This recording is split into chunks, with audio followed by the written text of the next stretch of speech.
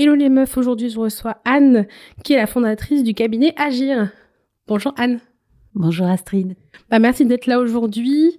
Dans ce nouvel épisode du podcast Business de Meuf, on va parler de ta structure qui est Agir. Est-ce que tu peux nous en dire un petit peu plus ?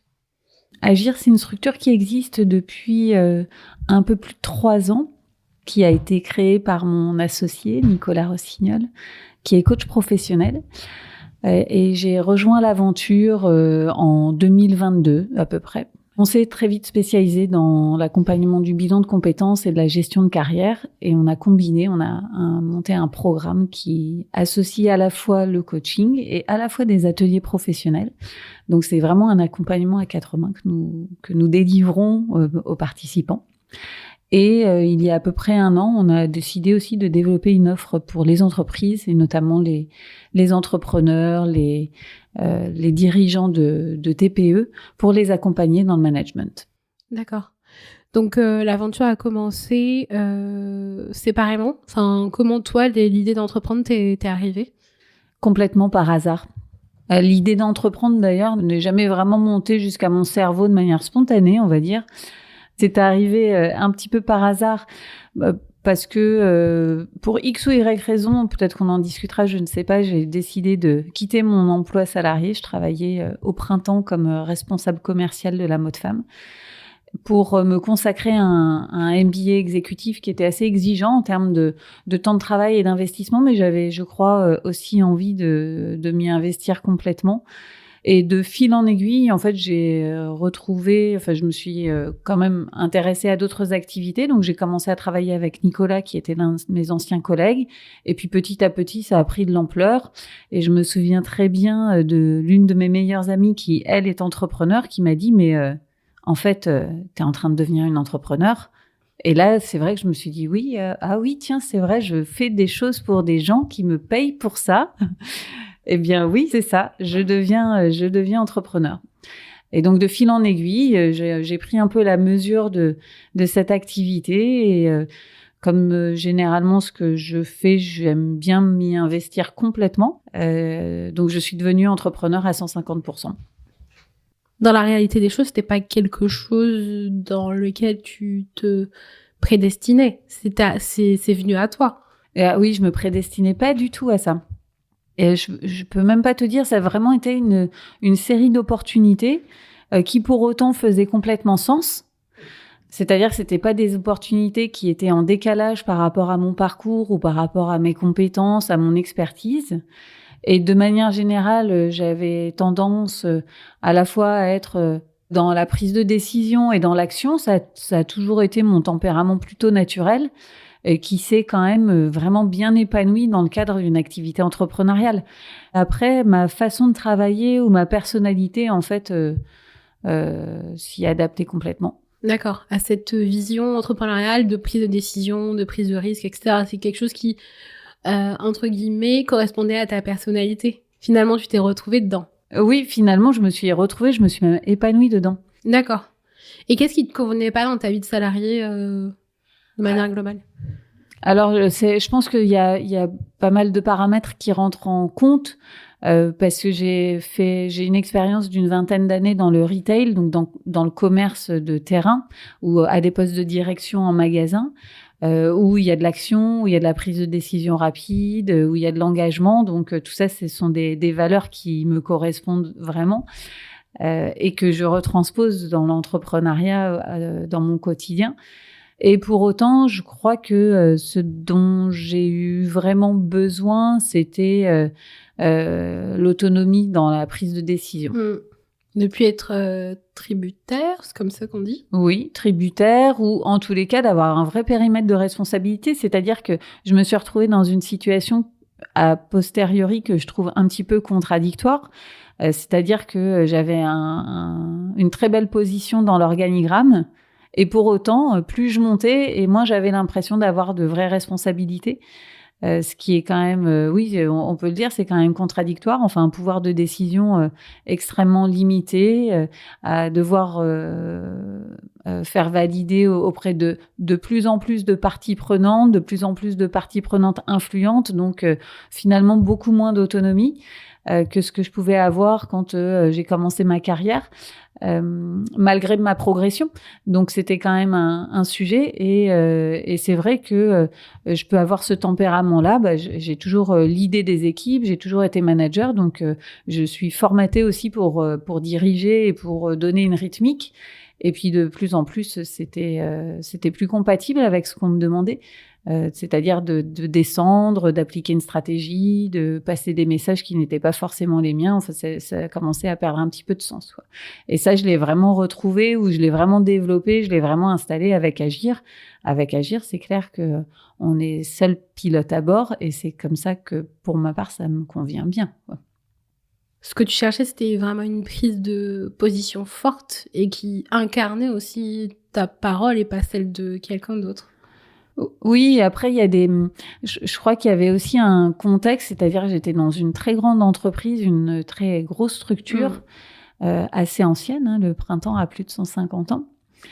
C'est la période aussi où il y a eu le Covid, donc dans une période un peu de risque et de tension, le management est beaucoup plus descendant, ce qui peut aussi être logique, mais bon, techniquement, moi, ça a vraiment sonné la fin de ce type de travail. Tu penses que dans une autre structure, ça aurait été différent? Parce que là, c'est une machine, en fait.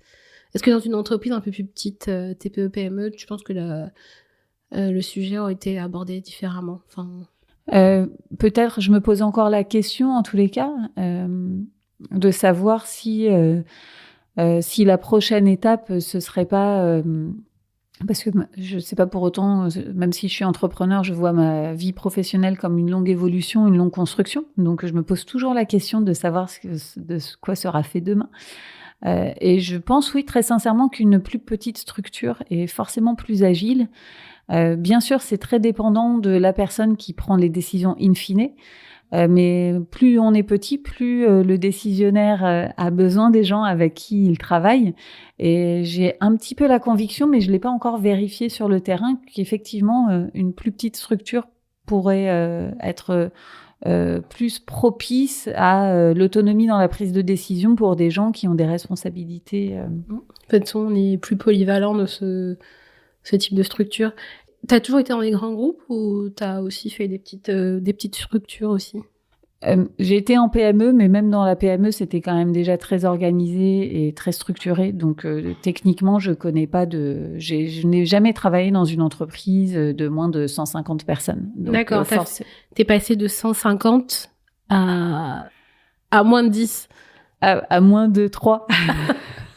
Parce que là, vous êtes 3 dans votre structure, c'est ça? On est 2,5. 2,5. Oui. D'accord, il y a une demi-personne qui travaille. Il y a une demi-personne, ouais, exactement.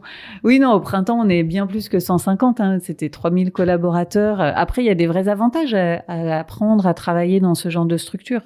Tu apprends des process, on te forme de manière plus ou moins habile, mais dans mon parcours, en plus, c'est des métiers dans le retail où on forme les managers. Parce que souvent, on arrive, on n'a pas de compétences, on a des profils tous très différents, des parcours différents. Donc, dès le départ, j'ai commencé à la Redoute. Après, j'ai travaillé chez Conforama, j'ai travaillé au Palais d'été et après, pour finir, au Printemps. Et à chaque fois, j'ai été plutôt bien accompagnée, bien formée. Je sais que c'est pas le cas pour tout le monde.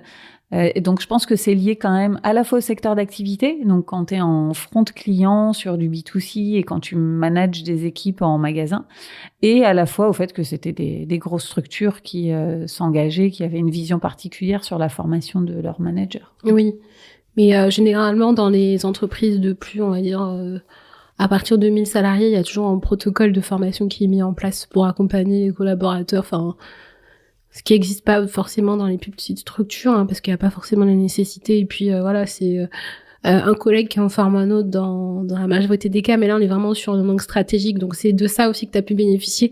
Et je pense à ça parce que du coup je me dis que ces outils-là, tu as pu les mobiliser pour pour agir en fait.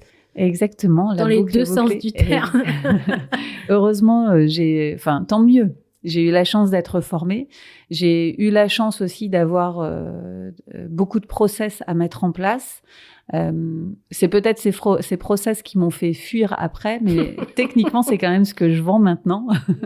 C'est tout ce savoir, toute cette expertise que je mets vraiment au service de mes clients B2B.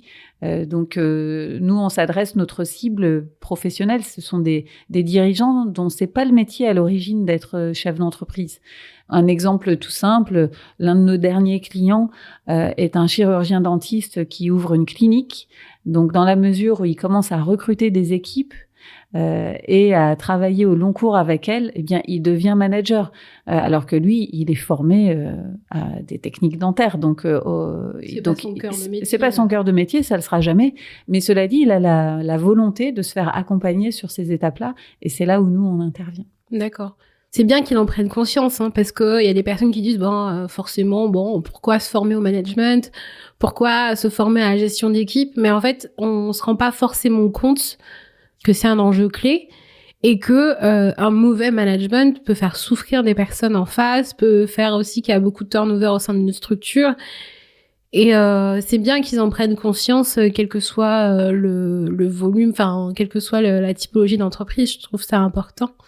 Oui, c'est important. Après, je sais que notre cible est large, c'est-à-dire que oui, il y a beaucoup de structures qui pourraient être intéressées par ce que l'on propose.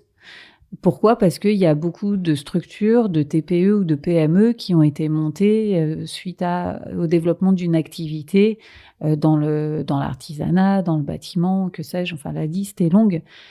Et pour autant, notre cible est petite. Elle est assez restreinte parce que il faut, à la fois le besoin existe, mais il faut surtout qu'il y ait la prise de conscience et la volonté de se développer. D'appliquer aussi. Donc c'est vraiment une personnalité. Notre persona est très particulier pour ça. C'est-à-dire qu'il doit avoir cette volonté personnelle à la fois de se développer sur ce sujet-là, de se remettre en question. Je ne sais pas le faire ou tiens, là peut-être que je le fais mal. Et éventuellement de se faire accompagner. Donc, tu vois, la démarche, en fait, de notre clientèle cible est un peu longue pour arriver jusqu'à nous. Mais malgré tout, c'est celle avec laquelle on travaille le mieux, avec laquelle on a le plus de résultats. Donc, techniquement, on change pas d'orientation, quoi. C'est vraiment à ces gens-là que l'on veut parler. D'accord, donc tu as pu constater tout ça. Est-ce qu'on peut revenir un petit peu sur ton parcours quand tu as quitté, en fait, ton poste de salarié ? La question que je me pose, c'est cette envie de faire... donc, tu as fait un MBA assez particulier. Est-ce que tu l'as fait en parallèle de ton activité ou tu as complètement démissionné pour monter ça ? Est-ce que tu as fait un projet de transition professionnelle ou tu t'es dit, bon... Non, j'ai rien fait de tout ça. D'accord. Non, ça a été un peu trash dans la décision, c'est-à-dire que... donc j'étais en poste et j'ai commencé à réussir à formuler grâce au coaching d'ailleurs à quelques séances de coaching que j'ai réalisées avec mon associé tout simplement, qui ne l'était pas encore, qui était juste un ancien collègue. D'accord. À l'époque. Et donc oui, j'ai identifié le besoin que j'avais à la fois de rencontrer des personnes qui ne me ressemblaient pas, qui n'avaient pas évolué dans mon secteur d'activité, qui faisaient pas le même métier que moi.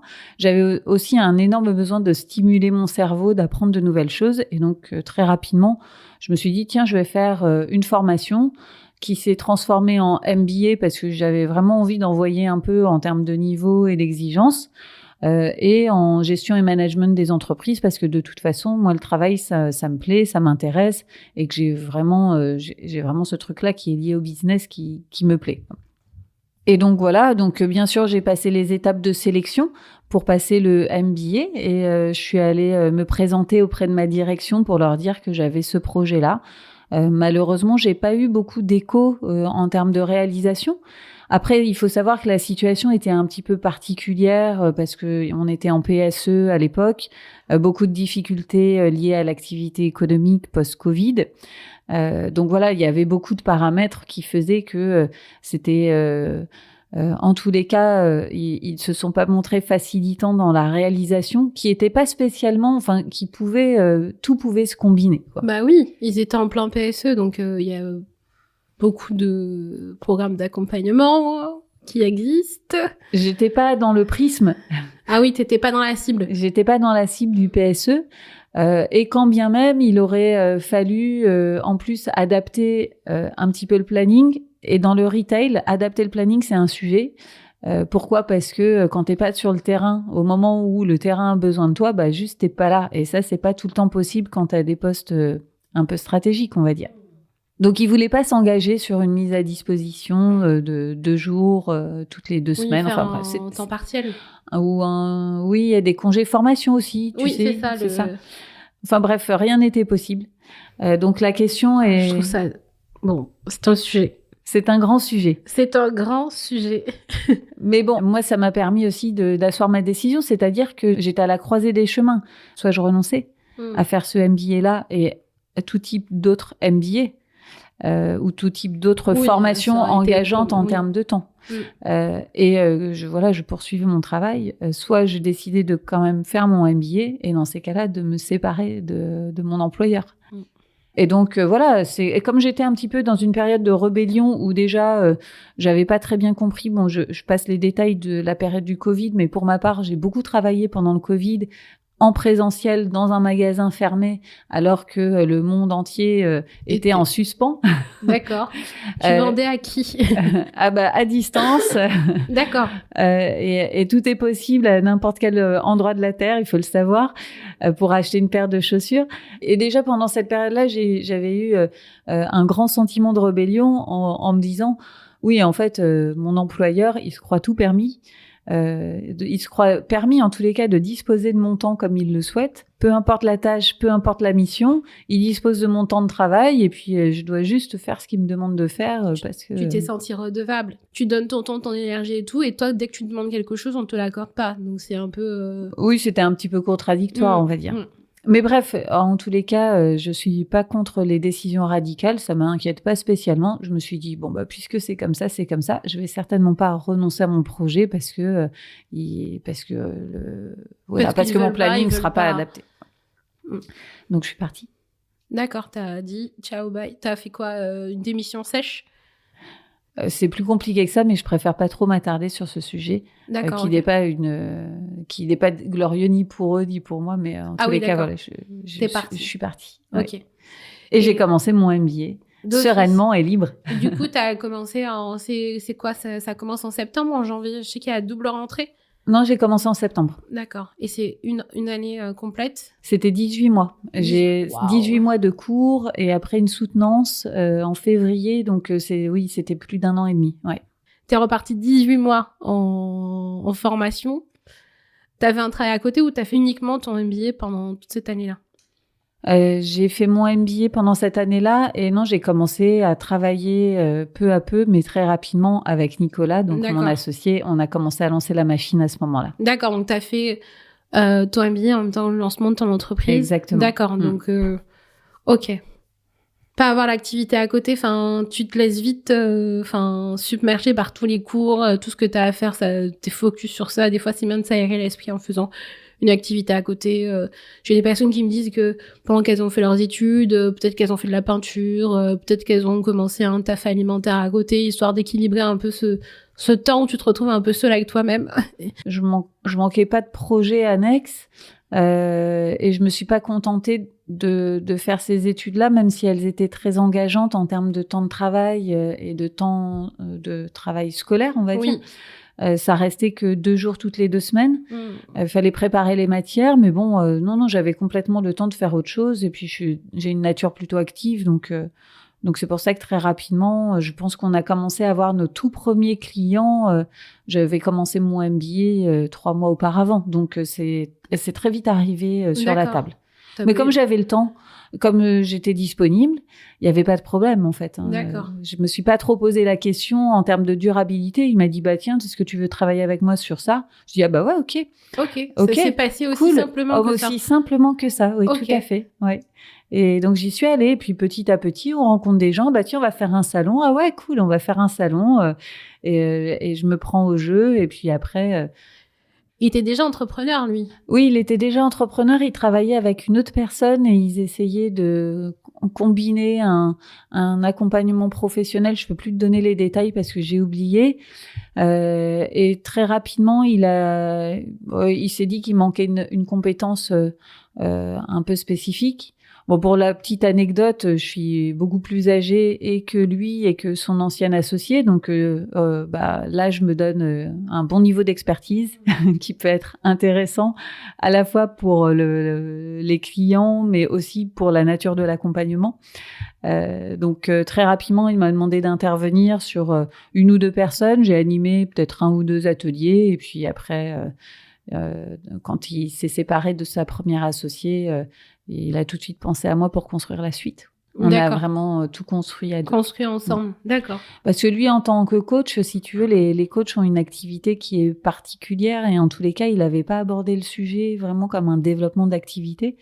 Donc, avant qu'il construise un programme autour du bilan de compétences, il faisait du coaching. Mais bon, faut savoir que pendant toute la période du Covid, il a lui aussi peu travailler. Donc, vous avez beaucoup de coaching à l'entreprise, pas beaucoup de coaching individuel Si, il faisait les deux, mais bon, c'est pendant presque 1 an, ça s'est complètement arrêté.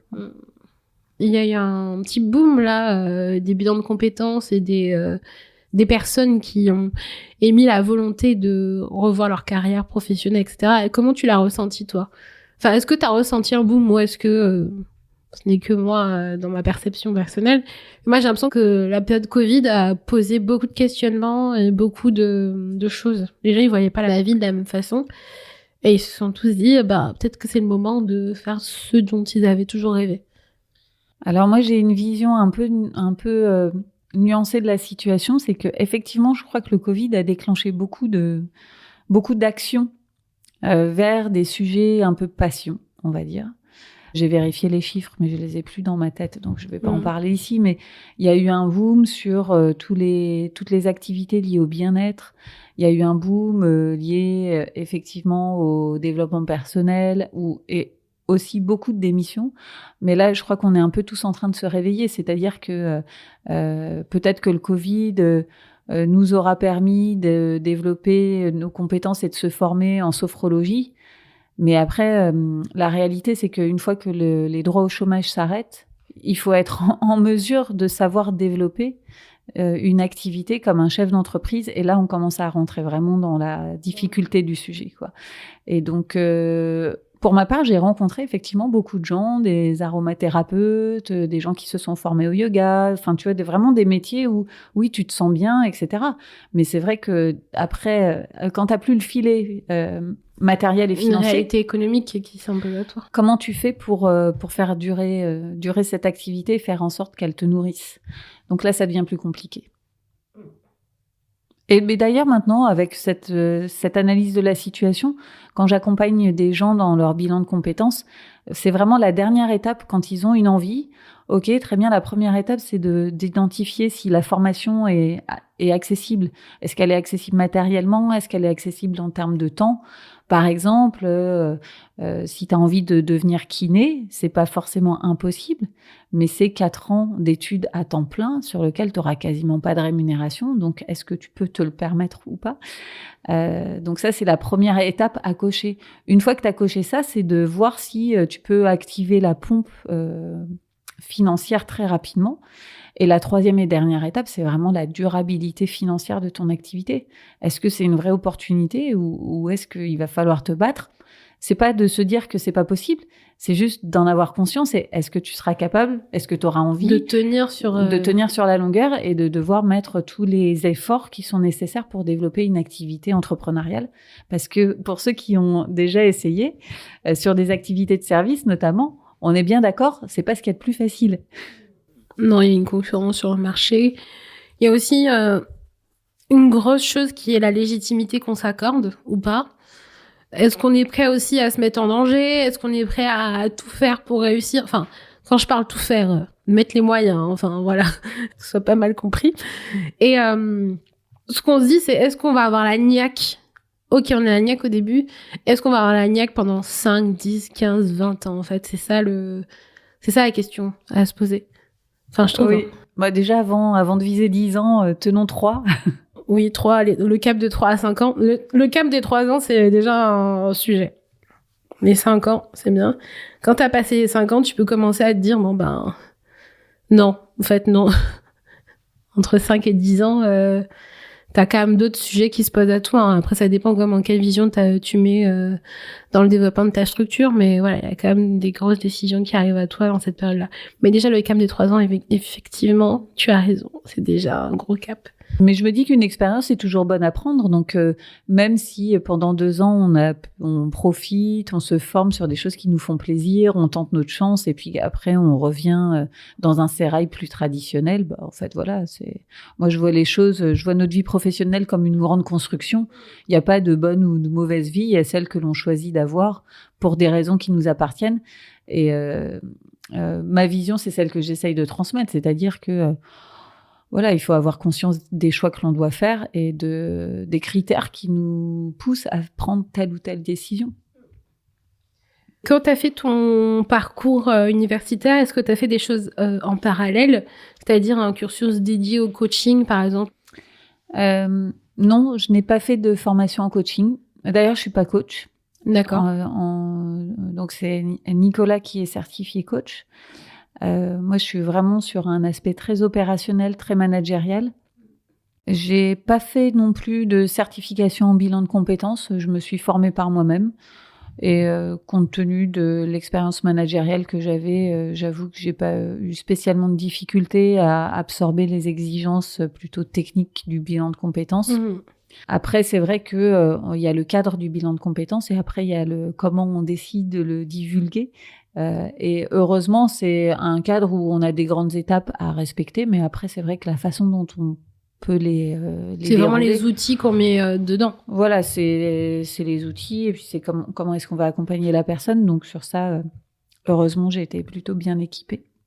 Mais de manière générale, que ce soit avec les particuliers ou avec les professionnels, on travaille toujours un petit peu de la même façon, c'est-à-dire que on travaille à 4 mains et on va utiliser le coaching, c'est comme un outil que l'on va utiliser dans plein de situations différentes pour faire émerger les problématiques, pour faire émerger les axes prioritaires, pour essayer de permettre aux personnes de formuler ce qui est important pour elles. Et que ce soit un manager ou un particulier qui est en train de définir son projet pro, c'est toujours un petit peu le même sujet. C'est-à-dire que, par exemple, si je reprends la situation où on travaille sur une préparation au recrutement, pour se préparer au recrutement, il faut quand même mettre les choses à plat pour savoir qu'est-ce qu'on veut, voilà, de quoi on a besoin, quel pourrait être le profil qui nous convient le mieux.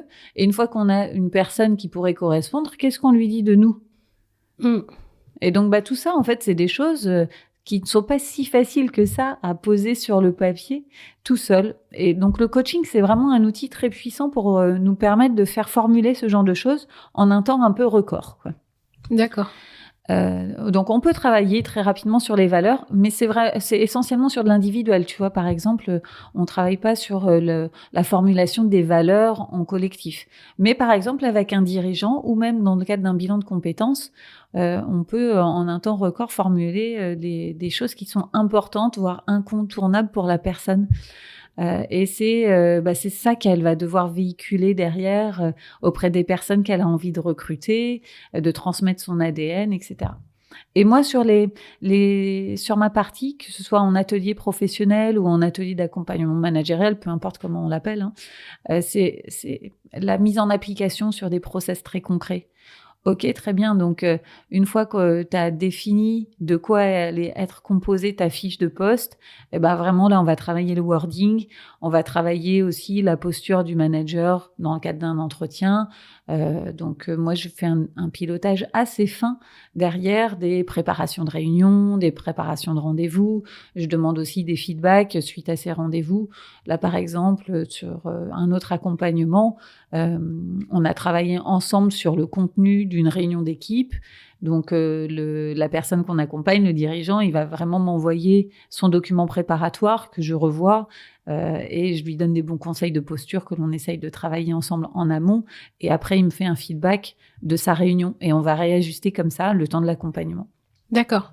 Donc, si je synthétise ce que tu dis, c'est que ce que tu vas regarder en amont, c'est la personne, c'est un accompagnement de personne, que ce soit un individuel ou un chef d'entreprise ou un manager, c'est une personne, de quoi elle a besoin, où elle veut aller, quels sont ses objectifs et comment tu peux lui donner des outils pour qu'elle puisse atteindre ces objectifs-là, c'est ça, en fait. C'est parfait. Est-ce que je peux t'enregistrer?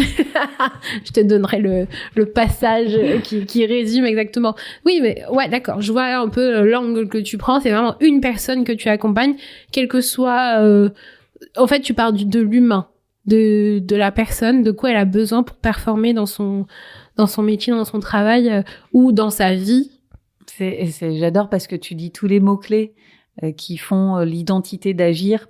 De partir de l'humain. Avant, Agir s'appelait Agir pour la performance humaine. Mais voilà, je trouvais que c'était trop long. Et on a pris l'initiative, on a eu l'idée cet été, de s'appeler juste Agir. De toute façon, c'était le nom que l'on divulguait le plus. Mais oui, que ce soit pour l'accompagnement individuel de personnes ou de dirigeants, on est effectivement sur une personne qui va devoir prendre des décisions et voilà, quelle est la colonne vertébrale qui va lui permettre de prendre des décisions qui lui ressemblent, de comment est-ce qu'il se construit sa vision, que ce soit de sa carrière professionnelle ou de sa carrière de manager, peu importe, mais oui, t'as extrêmement bien synthétisé. Ok, très bien. Et comment ça vous est venu l'idée de scinder les deux activités? D'ailleurs, on va en parler peut-être plus tard parce que j'ai l'impression que vous avez scindé l'activité, c'est-à-dire particulier, entreprise, particulier plus bilan de compétences et entreprise plus accompagnement dirigeant dans la performance. J'ai envie de dire performance, mais c'est performance, mais c'est juste que j'ai l'impression que c'est de la performance dans le sens être à l'aise de son activité en fait, d'être performant dans sa pratique, pas de la performance dans j'arrive, je fais des millions en fait. J'ai l'impression que c'est une performance bienveillante, mais je suis même pas sûre une performance saine. Voilà, c'est ça que je cherche comme mot. Ouais, mais là aussi, tu mets le doigt sur un mot qui n'est pas un gros mot. Et être performant, ça, peut-être qu'aussi cette définition-là, elle va dépendre de la personne. Mais oui, c'est vrai que nous, on voit pas la performance sous un œil de rentabilité. Mais plutôt sous le prisme du succès, et pas, là aussi il y a rien de matériel avec ce mot-là, c'est-à-dire que de se mettre en succès, de se mettre en réussite, de mettre en réussite ses collaborateurs au profit d'un projet qui est l'entreprise en tant que telle ou un parcours ou une carrière, avec l'objectif principal d'être en accord avec ce que l'on fait, avec les décisions que l'on prend et puis avec l'environnement dans lequel on évolue ou que l'on construit d'ailleurs, parce qu'un dirigeant, il construit l'environnement dans lequel il travaille, techniquement. Mais oui, c'est pas de la performance. Nous, on promet pas aux gens d'être plus rentables financièrement. Tu vois, c'est pas... Oui. Mais par contre, on leur promet que si ils ont conscience de leur communication, qu'ils mettent en place des rituels judicieux, qu'ils ont des intentions particulières dans leur management, eh bien, leurs collaborateurs devraient être plus efficaces dans leur travail et normalement, ils devraient se sentir plutôt bien. D'accord. Voilà. Ils vont se sentir considérés, pris en compte. Voilà, on aura fait attention à eux. Et c'est vraiment là où ça pêche un peu dans les entreprises, et comme on disait aussi en amont, que c'est vraiment on sent qu'on doit être redevable en tant que salarié aux entreprises, mais que les entreprises, du coup, elles ne doivent rien. En fait, on doit être chanceux de pouvoir avoir un travail tous les jours, mais j'ai l'impression que c'est donnant, et j'ai l'impression que la tendance n'est pas à ça. Donc, c'est vraiment ces outils-là que vous permettez aux dirigeants ou aux managers d'avoir pour qu'ils puissent prendre soin de ces équipes. Et en même temps, s'il prend soin de ses équipes fonctionnent bien, et lui, il s'en sent mieux dans son travail parce qu'il se sent utile.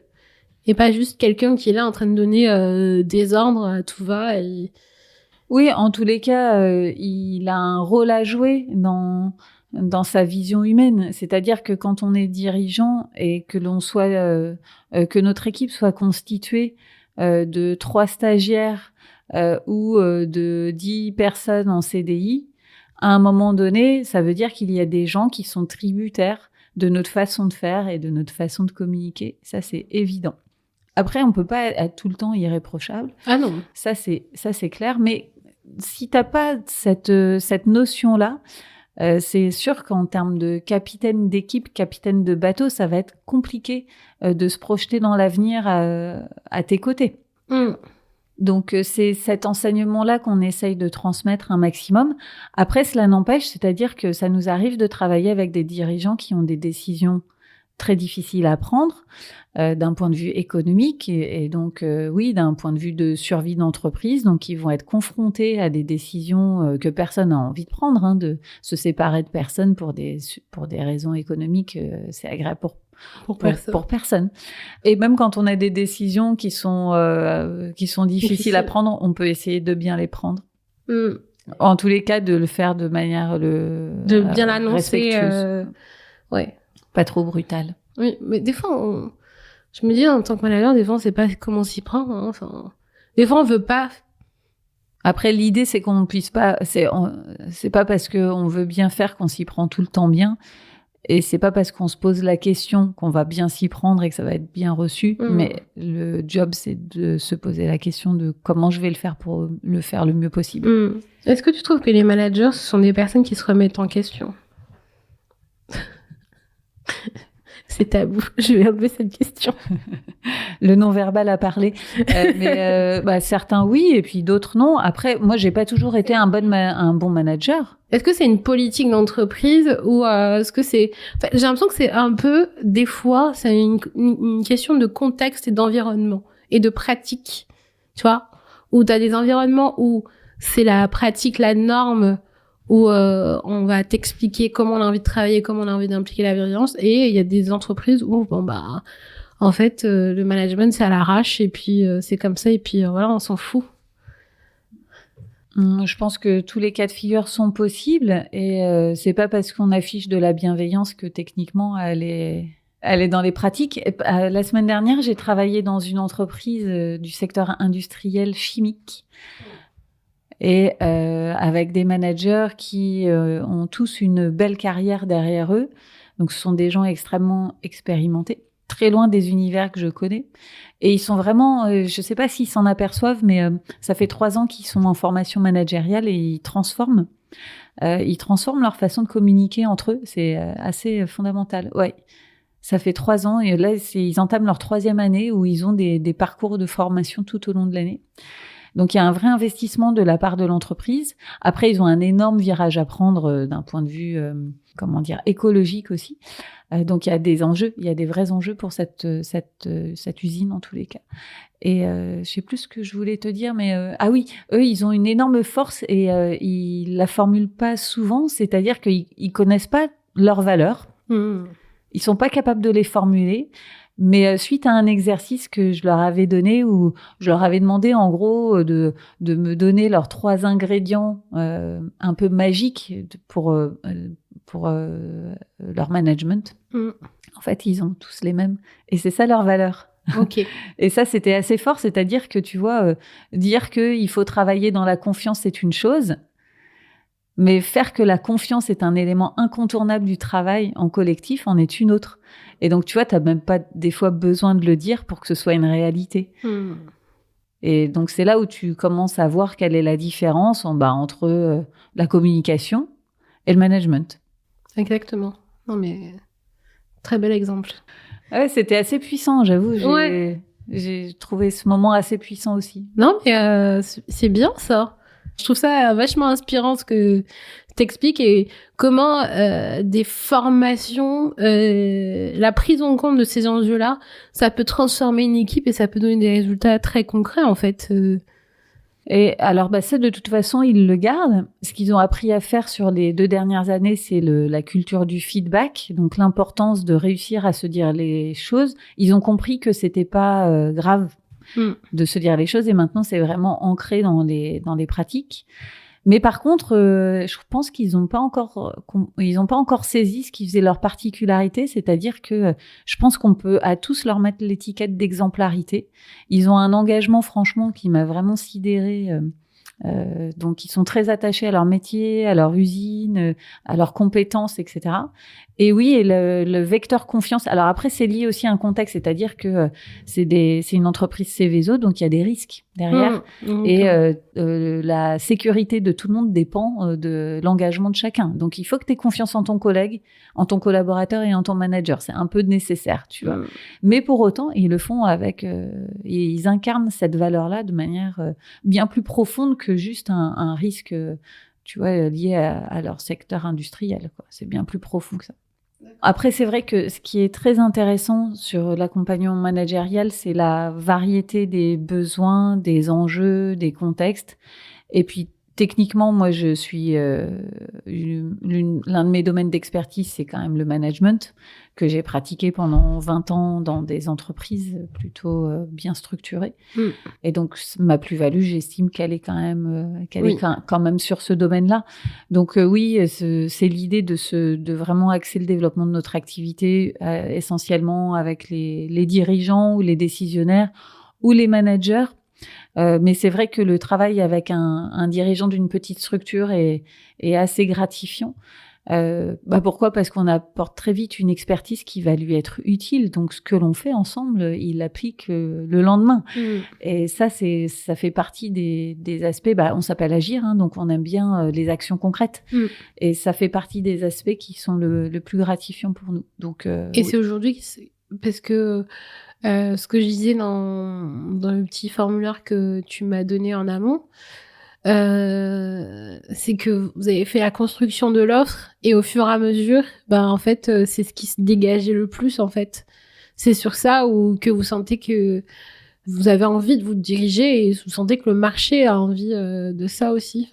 Et oui, et pour autant, ça a été très dur et très long pour nous de construire notre offre B2B, même si on avait tous les éléments en main. Et on a mis, on a mis, je pense, plus d'1 an avant de réussir à proposer quelque chose. On a confronté nos offres à pas mal de personnes. On les a complètement chamboulées. On est reparti à zéro plusieurs fois. Par difficulté, je pense, de se positionner parce qu'on fait pas de l'accompagnement RH non plus. Et tu vois, au final, c'est pas si facile d'expliquer à quelqu'un que tu vas lui apprendre à mettre en place des rituels dans son entreprise, des rituels managériaux. À quoi ça correspond ? Les gens, ils savent pas trop à quoi ça va être utile. En fait, ils vont s'en apercevoir quand ils vont faire leur première réunion d'équipe et que ça va pas forcément très bien se passer parce que ça n'a pas été bordé, pas préparé, etc. Mais c'est vrai que on a mis beaucoup de temps avant de réussir à caler notre identité, tu vois, sur notre expertise B2B. Maintenant, je pense que c'est calé parce que une fois que tu commences à avoir des clients, au final, ça se met en place, tu vois. Mais c'est vrai que ça a été assez lent à mûrir. Et de savoir comment vous alliez adresser le marché, sauf que c'est pas facile, quand on n'est pas dans le secteur RH, parce que ce que vous faites, c'est typiquement des choses qu'on va rattacher au secteur RH. En même temps, on va rattacher ça au secteur, à l'opérationnel, parce que ça intervient aussi bien sur la perspective de la performance des équipes, donc des individus, donc quelque chose qui peut tout à fait rentrer dans un plan de développement de compétences, par exemple. Et ça va adresser aussi l'opérationnel. Donc, c'est une c'est double, ça. Exactement. Un double enjeu. Un double enjeu. Et c'est pas tout le temps, dans les entreprises, t'as pas tout le temps un RH qui est là pour faire ça. Hein. C'est-à-dire que quand t'as pas quand t'as pas une grosse équipe en ressources humaines, elle va pas du tout s'occuper de l'aspect managérial. D'ailleurs, moi, je ne sais pas trop quoi penser de cette migration des actions managériales dans l'escarcelle des RH, parce que maintenant, des fois, tu as tous les process qui viennent des ressources humaines, alors qu'en fait, c'est pas elles qui sont sur le terrain. Donc, la co-construction mériterait quand même d'être un élément un peu fort de cette tendance-là, mais je sais pas trop si ça se profile. Après, nous, c'est vrai que c'est toujours lié à quelque chose de très concret. Et c'est pour ça que je pense que notre cible, elle est plutôt bien trouvée avec des gens qui sont sur le terrain, qui sont un petit peu les chefs d'orchestre, donc ou les hommes d'orchestre qui font tout, absolument tout dans leur entreprise, et qui ont besoin de gens un peu experts pour caler leur communication et leur process de base. Hein. C'est un petit peu ça l'idée. Mais généralement, dans les TPE, PME, généralement, ils ont pas de personne. Voilà, t'as un RH qui s'occupe, qui est RH de proximité, qui s'occupe surtout des questions de paie. Oui. Voilà, tout ce qui est gestion administrative, etc. Et tout le volet formation, développement de performance, vision à long terme des équipes, ça, c'est quelque chose qui est pas forcément traité, mais qui est traité en interne, mais qui peut être sous-traité. Donc, tout à fait, vous rentrez tout à fait dans cette idée-là. Dans les plus grands groupes, tout ce qui sera accompagnement de la performance des entreprises, on va plutôt travailler en binôme avec les directeurs de service et l'équipe RH, enfin tout ce qui va se tourner autour de des responsables formation qui vont pouvoir accompagner dans le choix des prestataires, etc. Mais c'est vraiment quelque chose qui se fait en binôme. Quand ça peut se faire en binôme avec le directeur de service, sinon on dit au service RH de se débrouiller pour gérer et trouver le bon prestat. Mais si on ne connaît pas forcément le besoin en détail, c'est compliqué à trouver. Donc bon. Chaque entreprise est différente et chaque entreprise a un objectif qui sera... En fait, c'est pas du clé en main, en fait. Ça peut pas être du clé en main. C'est pas possible. Et d'ailleurs, c'est là où nous, ce que l'on fait pour se faire connaître et pour parler à notre cible, c'est qu'on réalise des ateliers. Et à l'occasion de ces ateliers, on va parler du cycle de vie du collaborateur, du cycle de carrière du collaborateur plutôt. Et donc, on va détailler l'ensemble des étapes par lesquelles va passer un collaborateur dans ton entreprise. Donc, il y a toute l'étape du recrutement, où là, effectivement, on va expliquer, oui, pour bien recruter, il faut quand même avoir les idées claires sur ce que l'on cherche, sur le profil que l'on cherche et ce que l'on souhaite lui dire, parce que c'est le point d'entrée. C'est-à-dire, si tu recrutes pas la bonne personne pour la bonne mission, tu peux être sûr que ta collaboration, ça veut pas dire qu'elle va être ratée, mais ça veut dire qu'à un moment donné, il va falloir réajuster et que tout le monde soit d'accord pour ce réajustement. Donc voilà, ça évite pas mal d'écueils si tu commences par recruter la bonne personne pour la bonne mission. Et puis après, c'est comment tu l'as fait grandir, comment tu l'intègres, comment tu l'accueilles, comment tu l'as fait grandir et que tu l'as fait monter en performance. Mais derrière le mot performance, il y a efficacité, il y a les mots maîtriser son poste, etc. Et tout ça aussi, ça se structure. Il y a des gens qui te recrutent et ne te reçoivent pas du tout. J'ai eu des exemples dans des secteurs d'activité, c'est assez sidérant. Tu viens d'arriver, tu as une semaine où tu découvres un peu le service et puis après, c'est terminé. Et ça peut être des entreprises qui sont assez structurées. Et moi, j'ai déjà entendu parler de situations où ça fait 6 mois que je suis arrivée, j'ai demandé un rendez-vous à mon N+1, mais il est tellement débordé, et un an plus tard, il s'est toujours rien passé. Et donc voilà, ça c'est une réalité. Et on peut pas construire au long cours, surtout dans des petites structures, si à un moment donné, on n'a pas des temps dédiés pour être vraiment manager. Et donc oui, quelqu'un qui arrive, il faut l'accompagner. 2 semaines, c'est bien. Mais si on a les idées claires sur la prochaine année, c'est mieux. Et puis, OK, on s'est occupé de ton parcours d'intégration, tu as bien les tenants et les aboutissants de notre activité, mais derrière, comment est-ce que je sais que tu travailles bien sans être dans le micromanagement? Comment je sais que tu vas bien sans être dans une empathie qui n'a pas de sens, tu vois? Et tout ça, ça se construit par des process et par un quotidien, une organisation et puis une volonté de travail particulière. Et donc, on explique chacune des étapes comme ça, jusqu'à ce que peut-être qu'un jour, tu vas vouloir te séparer de ton collaborateur ou que lui, il va vouloir partir de ton entreprise et que c'est pas grave, mais il faut que ce soit bien fait. Parce que un collaborateur qui part, à 30%, t'en as qui reviennent derrière. Et en plus, ça a souvent un fort impact pour ceux qui restent. Donc, il faut quand même atténuer l'impact négatif sur les collaborateurs qui restent et puis faire ça proprement, quoi. Il n'y a pas de... Il y a pas de sujet, en fait. Les gens sont libres de changer de voie ou d'avoir d'autres projets. Mais par contre, un bon manager, il va s'assurer que son départ se passe dans de bonnes conditions. Et une fois que tu es en atelier avec des gens qui sont entrepreneurs, qui sont en train de recruter, qui étoffent leur entreprise et que tu leur détailles l'ensemble de ces étapes par lesquelles peut passer une collaboration avec un salarié, ils voient tout de suite... L'intérêt. Oui, et le gain de temps. Et puis, c'est ça aussi, si un salarié il part en bon terme de son entreprise, forcément, il fera une bonne pub derrière. Enfin, il va dire, je suis partie, voilà, parce que ça correspondait plus, parce qu'on m'a proposé autre chose, etc. Mais alors, il y a une tendance qui arrive sur le marché et par rapport à ça, de plus en plus de salariés mettent fin au processus de recrutement parce que ils ont vu des avis qui étaient négatifs sur les entreprises. La réputation des entreprises commence à prendre un petit coup là, et on n'est plus sur un modèle où on était quasiment en monopole. Enfin là, il y a des process de recrutement qui s'arrêtent, il y a des salariés qui commencent à comprendre aussi leurs valeurs et qui n'hésitent pas à renégocier des choses, à demander des choses aussi au sein des entreprises, et c'est vraiment quelque chose qui est en train de changer là, et je pense qu'il y a vraiment ce travail-là à faire, et il faut prendre conscience qu'il faut travailler sur ça. Oui, t'as raison. Après, quelle est la structure, que ce soit un restaurant, un hôtel ou une entreprise qui a 100% des étoiles et pour qui ça s'est toujours bien passé? C'est-à-dire que là encore, je crois qu'il faut avoir un esprit un peu critique. Tu vois, à aller jusqu'au bout du processus de recrutement, c'est ce qui te permet de lever un peu des loups. Et puis, ça dépend ce que tu cherches aussi, hein, mais l'entreprise parfaite n'existe pas.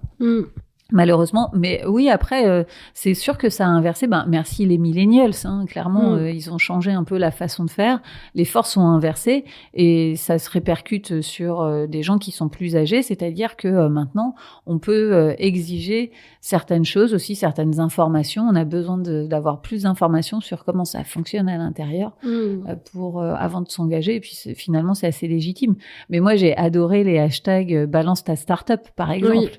Oui, exactement. C'était de notoriété publique, mais ça faisait du bien que ça se sache de manière complètement officielle. Oui, parce qu'il y avait des entreprises chez qui ça se passe pas bien du tout, quoi. Au moins d'être armé, au moins de savoir dans quoi on s'embarque.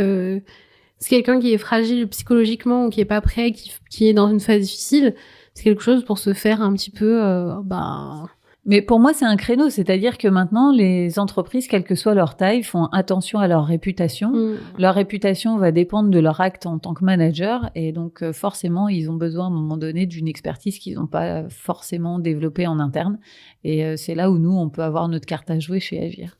Mais après, de manière générale, je t'avouerai que nous, on travaille avec des gens qui ont une voilure un peu modeste, mais qui ont une vraie volonté de bien faire et qui n'ont pas forcément cette notion de notoriété, c'est-à-dire que la volonté de bien faire, elle est hyper spontanée et on se retrouve bien dans ce type de clients-là. Bon, tu me diras si tu as eu affaire à une entreprise qui devait totalement changer sa réputation et remettre les choses en ordre. Alors, quelle sera la suite pour Agir? C'est quoi vos perspectives dans les prochaines années? On y réfléchit beaucoup. Les rêves ont été multiples. L'idée, c'est de devenir une structure.